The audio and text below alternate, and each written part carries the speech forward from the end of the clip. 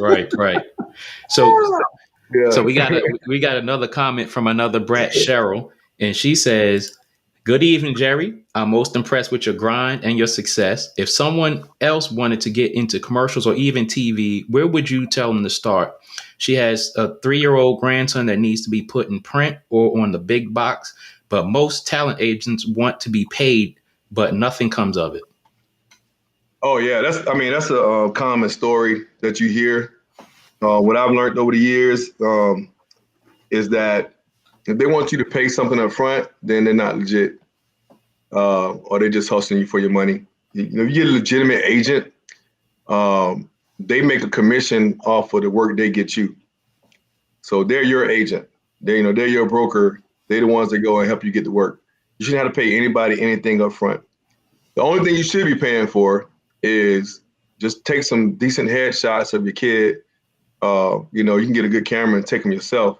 Just understand the right angles that a lot of the agents look for, and take some good solid pictures of them.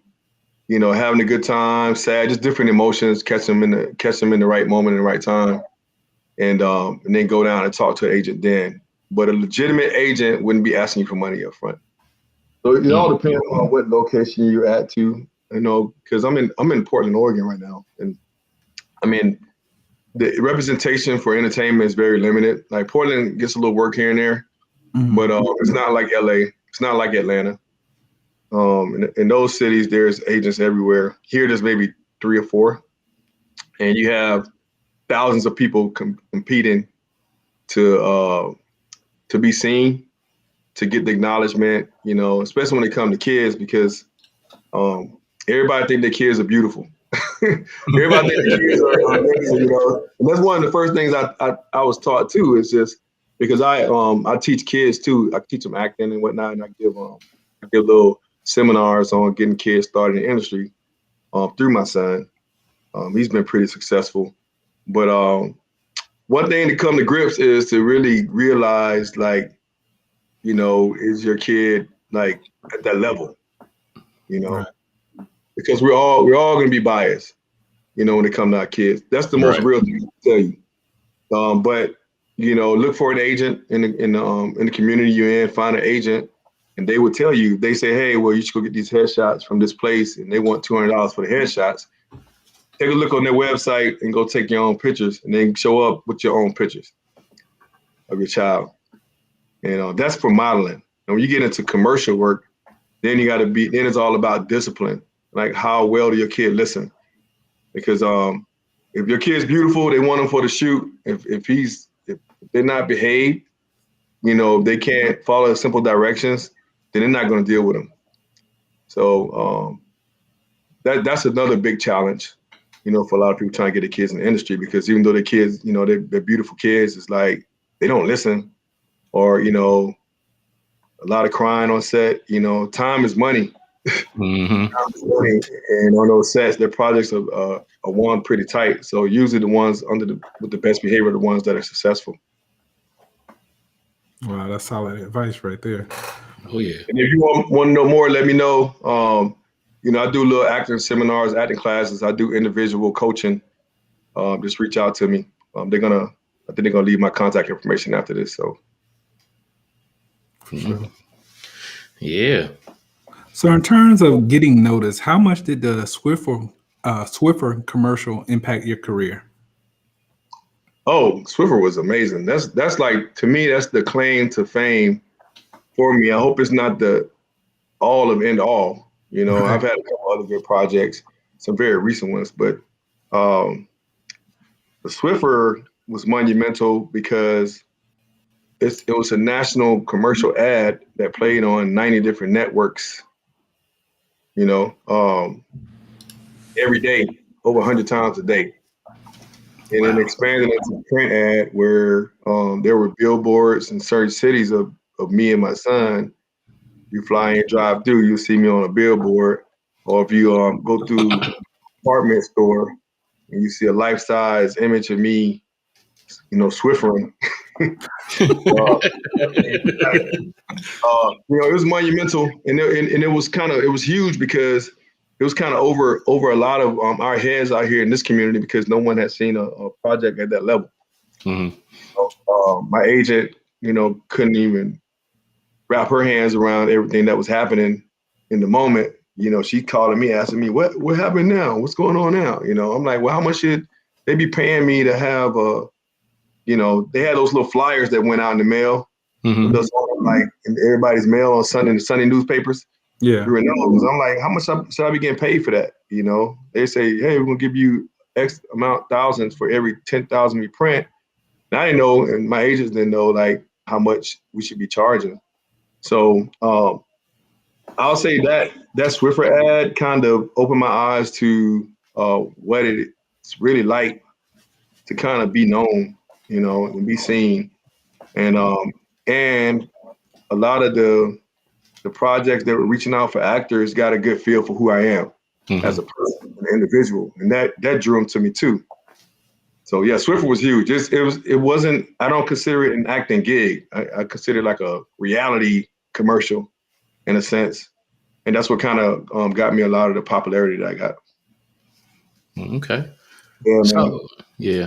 So yeah, that Swiffer commercial was huge. I remember the first time I saw that commercial, I was with a group of friends and I was like, yo, I know that dude. I went to school with him. It was like, man, whatever, man, get out of here. And I immediately went on Facebook and said, see, I know him. I told you I know him.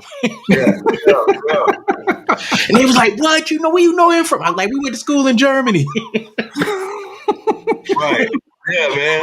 Yeah. It's I was blown away to see myself on TV, And then it's funny because they paid us, it's like the most money I made like in a gig off the bat. Mm-hmm. They come in and that day I got paid. I was happy. I was like, oh man, that's cool. And I didn't know how big it was gonna be. I just know people started calling me in the New York area, hey, hey, see you on TV. I'm like, cool, and I was getting this little check here and there. I felt good, like, yeah, like, and then, but that was before it even released nationally. They did like a test market for a while. And it was like, they came back and it was like, hey, once you sign this, about to go national. I was like, oh, okay, I thought I was already national. Wow. And then there, it was everywhere. I couldn't even get on a plane with my son without people having me ask for autographs. And it wasn't. I mean, it was amazing. It was an amazing ride, but the ride don't last that long, man, because it ran for years, which most cats don't run like that. It ran longer than it normally would. It ran like that would, but it's like the industry is up and it's down. It's up and it's down. So I'm just happy that I've been given a lot of different opportunities through that. And, and I almost think half of the opportunities I get to this day, whenever it's me and my son, that it comes from that. It stems from that. I was on a project with Terry Bradshaw. Wow. For the Super Bowl, not this past one, not the COVID Super Bowl, but the one before that. And,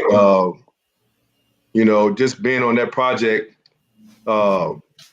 it got popularity. I wasn't like the forerunner of it all, but it got popularity, and seeing that on the Super Bowl, and then my commercial came on at one point. The old Swiffer commercial came at one point. I was just really surprised, to even see it still running. Yeah. They don't tell you like where it's running. Like it's running somewhere. I get royalties. Mm-hmm. So I get a check, and I don't know. I have no idea what that thing's playing these days. I never see it. Some people say they see it, but I haven't seen it in a long time. I know it's on YouTube. Is it? Okay, yeah. Well, it is on YouTube for sure. It's on YouTube, yeah. Oh yeah. So you talked about the grind and as far as getting in and staying consistent and all that. At what point did you or do you feel established in the film industry? Well, I feel established when people call me for projects versus having to go in and audition for them. Someone's really interested, or it's not that they call me because they're still going to have you audition to make sure they're making the right decision. But when people reaching out to you, that's when I kind of feel like I made it, somewhat. When, while everyone else in the world like have these ambitions and these dreams of being on camera, and being in TV, and for most people, it's a dream and ambition, and it's really hard to accomplish. But when I have people calling me, there's people out there starving, trying to get into the industry, and then here I am, like people give me a call, hey, I really like you, try for this part. That makes me feel established. Mm-hmm. I don't know if that makes sense. Yeah, it makes sense. But I'm not established like I want to be. I want to be established like Denzel, where they call him up, hey, you got the part. What's up? Show up on this day. Here's $20 million. That's what I want. That'd be great. I'm sure. They sending me the script and like waiting on me to make the decision if I'm gonna do it or not. Right. That right there would be something. Heck yeah. Before you ask the question, we got another one. Cheryl wants to know: is there a special project, dream, or goal you're still reaching for? Oh yeah. Well, and it shifts over the years. At first it was just I want to be famous. I just want to be famous. I want to be in the big movies, big blockbuster movies and whatnot. Right. But as reality started kicking in a little bit, I started to kind of tone down and realize and recognize where my strength and my worth is. And one is just to be memorized for the work I've done, and people understanding, how I put in the hustle and accomplish as much as I have. That to me is big, and I want to stay busy in the industry, just enough to make a living, live comfortably doing it, and staying healthy enough to do it, and also spread the wealth. Like I said, I teach classes here locally on acting. I like working with kids, so I do a whole lot of stuff with the kids. My son kind of pulled that out of me. Mm-hmm. Otherwise, being on a platform with Denzel would be great. Some of my favorite actors. I like Leonardo DiCaprio. I think he's great. Robert De Niro, Samuel. I've had a chance to be on some projects with some stars, but they're stars that other people know. I get in trouble because I don't keep up. Like when I do the auditions for different roles and they start talking about the lead and the stars, like half the time I don't even know who they be talking about, man. I've always known that, and it's not an arrogance thing. It's just more like, I guess I'm not starstruck. Right. But let Denzel walk up in there and then see what I do. That's a whole different ballgame. I'm going to use him as an example. It's like there's other stars out there that I really look up to. I love to work with. I think it'd be great just to go out. I want to do something like dramatic. I love to be in something at the level of Color Purple. Just being there. I don't have to be the star. I can be like Harpo or somebody. Right. Or the Avengers. I'd be the Avengers. I ain't got to be like Iron Man. I could be like, what's the dude? The big dude, Guardians of the Galaxy. I don't even know his name, but he's become big time. Oh yeah, Batista. Yeah, the wrestler. Yeah, man, that dude, he's good. He's good. Yeah. So yeah, something like that come along, man. I love it. What's up, bro? You want to come in here real quick? That's my son in here interrupting the flow.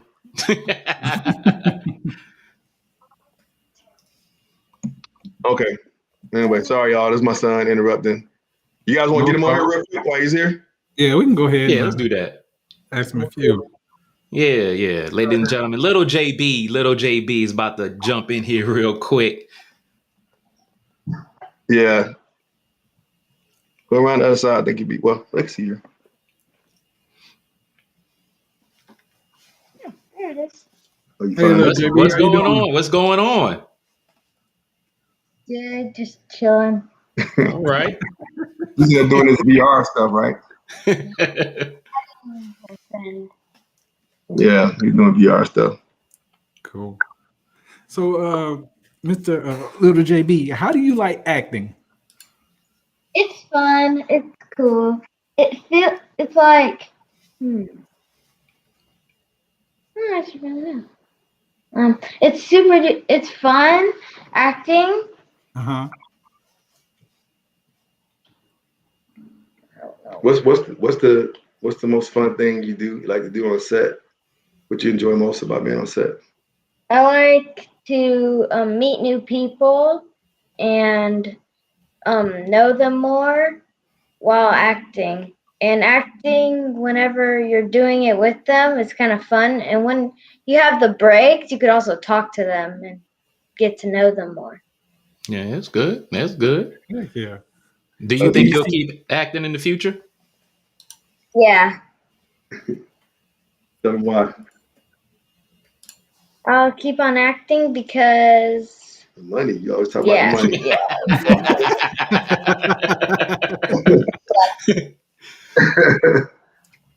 Yeah, he like that money, man. He's always talking about the dollar, how much I'm gonna make. You know, that kind of decides, like, determine the fact that he's gonna be into it or not. But he's done a lot of modeling stuff. They use him as a demo model for years because he's got this the look. He got the look, but there's a ratio thing where he his size, like he fits in the perfect with 50 percentile. I don't even know about kids coming up. They're like, hey, your kid's an 80% out that he's growing faster than normal. Well, he's like leveled at the 50th percentile for years. So when they're making clothes for kids, he go in and put the clothes on. They'll make them exactly around his size. Oh wow! He did that for years. Yeah, he was making like a constant paycheck from that. You remember that? He was getting money almost every week. Yeah, they look like yeah. I remember that. Stop counting my dollars. So we got an audience question for you. Cheryl says, "Hey, little King, is there anything you don't like about acting or modeling? Anything that bothers you at all?" The thing that bothers me a lot is that sometimes when I fail a lot over and over again, it gets irritating. Hey, you sound like us when we fail a lot. You don't like, that's something else in the industry, Cheryl, is that with kids, and I was talking about behavior, one thing, and you gotta have kids that got a lot of patience because it's very much repetitious. It's like a lot of repetition. Do it again, reset, action, Not good enough. Make this adjustment. Don't say it like this, say it like that. Don't turn your head this way, turn that way. It's going. And so that's something to keep in mind too for your kids. I'll pick it too. Okay. All right. We'll ask you one last one. We know you got bigger and better things to do. You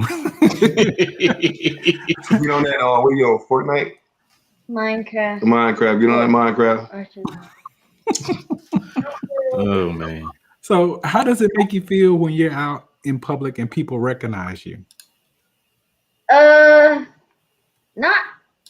it.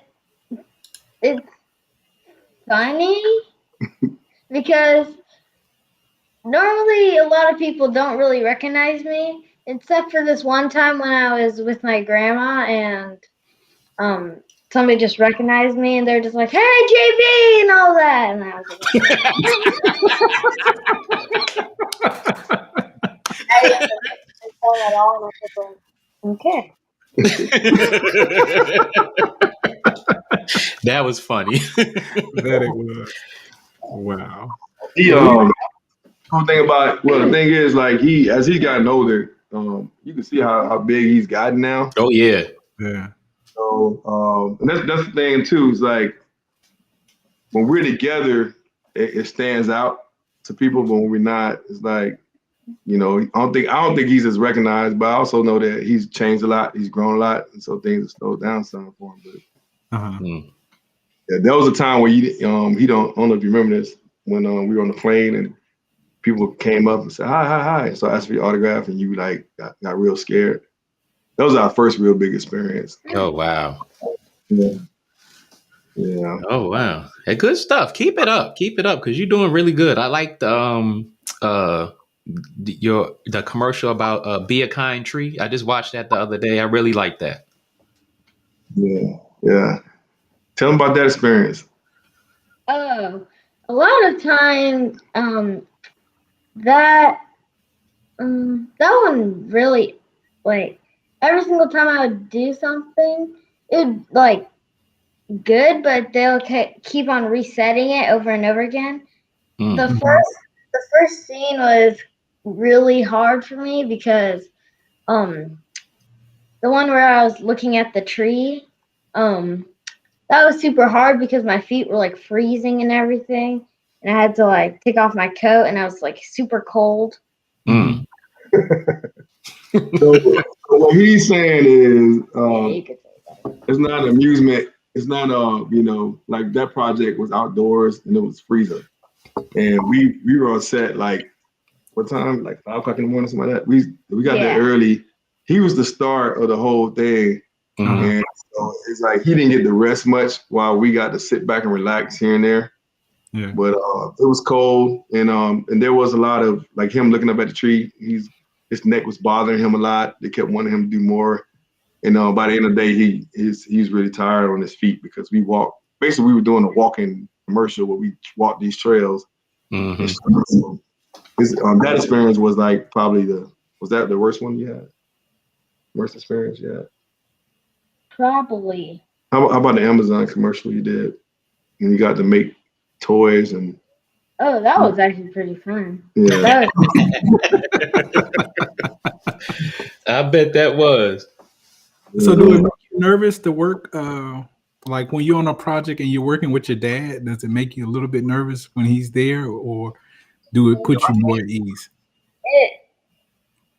It's actually better rather than nervous because he's actually there to help me if I fail or something. I wouldn't use the word fail. He gets hard down on himself when he make a mistake. Like more than anybody else. Mm. But I think the chemistry. What I've done with him, I'm more of a coach when I'm on set when he's like up in front. And a lot of times, like, and that's something else too with the industry. When it comes to kids, like some of those directors don't even know how to work with kids. How to communicate them, how to get them to do what you want them to do. So a lot of times I end up coming to the forefront, and they call me in too. They be like, hey, can you come help us get Jerry to do this, or to make him feel a certain way? And so I like to kind of. That's why I'm glad I got some directing background. I got to get to stand behind that and help him out a little bit, communicate with them. So yeah, I see a big difference when I'm there helping him. Mm-hmm. He's just by himself, and it depends on the director. Okay.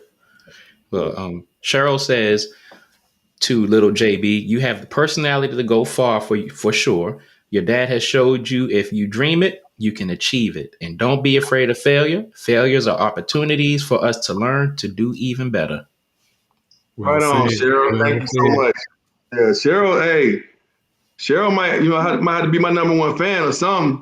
I might have to be your fan. Cheryl. Yeah, right on. Appreciate it. Yeah, and Lisa says, keep up the great work, little JB. What you say? That's what's up. Yeah. He definitely has a screen presence. I mean, just right now, you can definitely tell he has that spark. You know what I'm saying? Yeah, I'm embarrassed a little bit. Y'all see this? He's becoming independent now. And he wouldn't even try to cut his own hair. Oh man. Oh, that's funny. He snuck into the bathroom and got the clippers. I think we all done that. Yeah, definitely. That's why he kept looking this way. Yeah, we've all done it. I think he just bailed out too. So that's cool. Yeah, me and my sister, my older sister, I took an self-teaching cutting class, and I cut some of her braids when we were kids. So. Luckily, it grew back. Right on, man. Cool, man. Yeah, things that I mean, like as far as the industry, it's starting to pick back up some, and we've done a little work, just like he got that big ad that's out. I think that's going to be huge. It just came out. It's going to be national. It's showing different places. I'm getting calls now, and they did a lot of print work, so I believe it's going to be. And they don't tell you a whole lot, but I believe it's going to end up in magazines. Some of the print work you probably see us in that, and probably see us on a couple billboards like here and there. So I think that's going to be a pretty big ad. And then I got one ad that came out. I ain't gonna tell you. I did some underwear modeling.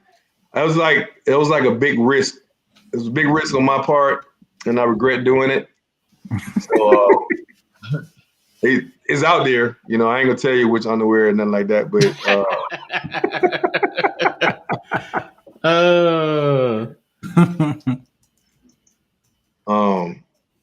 I'm working on like trying to keep that suppressed. Actually, I need to be promoting it, but I'm not sure yet. I'm gonna let it resonate with me for a little while and see how I feel. Right. I feel mixed emotions on it right now. Yeah. So we got a comment from our sister Cassandra, and she says, "Hey JB, congratulations on all your success. Not sure if you answered this already, but how did you end up getting involved in the Winemakers documentary? Are you planning to do more projects like that?" Right on. That's a good question because so my career, like I got into the acting, it was fun, but at the same time, I still have a business background. Working for a big company, I worked on a lot of different projects, and filmmaking is not easy. Some people got it, they got it down, they're good at it, and some people aren't. And some of the projects I was on, like I wasn't really satisfied with the way they produced it and how they managed the resources to make it happen. So I decided to kind of get into my own. That's what this JB Junior Productions t-shirt is. I started my own company a few years back producing film. And I'd done a couple narrative projects. I'd never done a documentary. But one of my buddies out here in Oregon, I knew him before he even started making wine. He was working at the sake place. It's one place that makes sake, the Japanese wine. Oh yeah, I love that. Sake, we were at the sake place, and I just bumped into one day. He said, "Hey man, I've been following your successes, man. I see you producing." He said, "You want to make a documentary on wine, about me making wine?" And I didn't think much about it. I was really looking for any project I can work on to start off with as a producer, especially for a feature length long film. And so I took it on, and it took off. It took off, and it was so much fun because I will say the benefit of directing a wine documentary is you drink a lot of wine. I wasn't into wine like that either, man. I wasn't into wine. It was like with this wine documentary, I'm like, okay, and I had to learn the industry. So it's almost like I went and got a degree in wine, making a movie. That's the experience, right? It's like here you are making a movie, but you got to learn. If you're gonna make a documentary, you got to know what you're talking about. Learn the business, and I got to go out and learn the business. And I'm pretty well known here in the Oregon wine industry. It's huge out here, and I can go out wine tasting, and people bump into me, and I go home with a bottle of wine. So I got so much wine. I got so much wine right now. So that was a great experience. So yeah, it was through, to answer the question, it was through my buddy reaching out to me. He was documented as the first Black winemaker in Oregon because he wasn't really acknowledged until the film came out. Wow. And while making the film, we decided to focus around more minorities, because once I started learning more about Oregon history and how jacked up it was and racist it was here in this region, then I understood my purpose. And so that kind of helped define my purpose in a lot of ways.